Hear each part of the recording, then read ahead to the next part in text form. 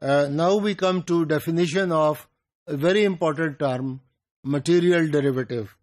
You will recall we were talking about Lagrangian way of defining kinematics or fluid flow, and this term is very much used when we are considering or adopting Lagrangian method for following fluid motion. So acceleration term is equal to, by definition, dv by dt. The total derivative is dv by dt, which is equal to, if we go into its components, partial derivative of v with respect to time plus the vector v times del into the vector v.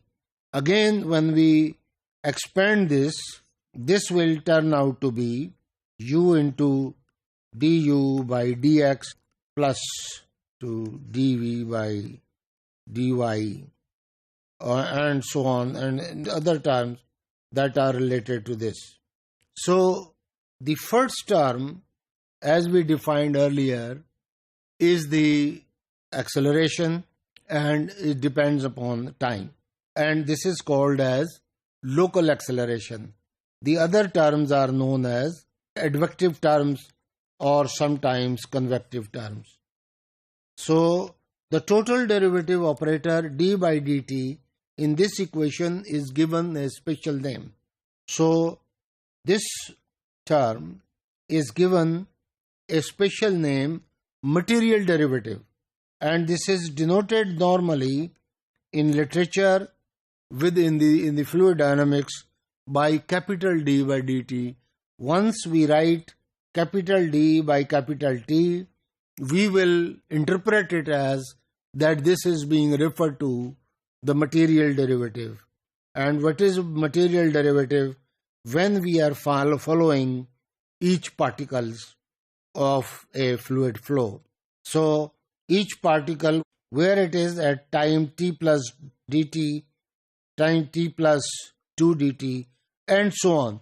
So this is just a representation just to show.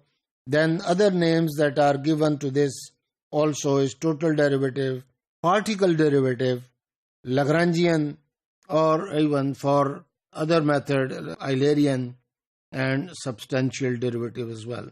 The material derivative d by dt is defined by following a particle, fluid particle, as it moves throughout the flow field.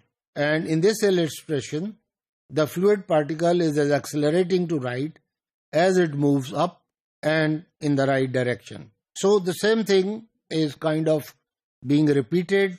Acceleration is this.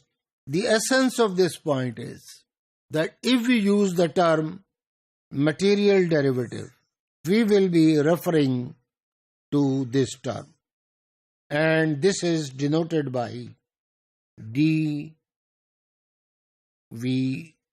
In fact, if we are saying material derivative, then this will be capital D by capital T.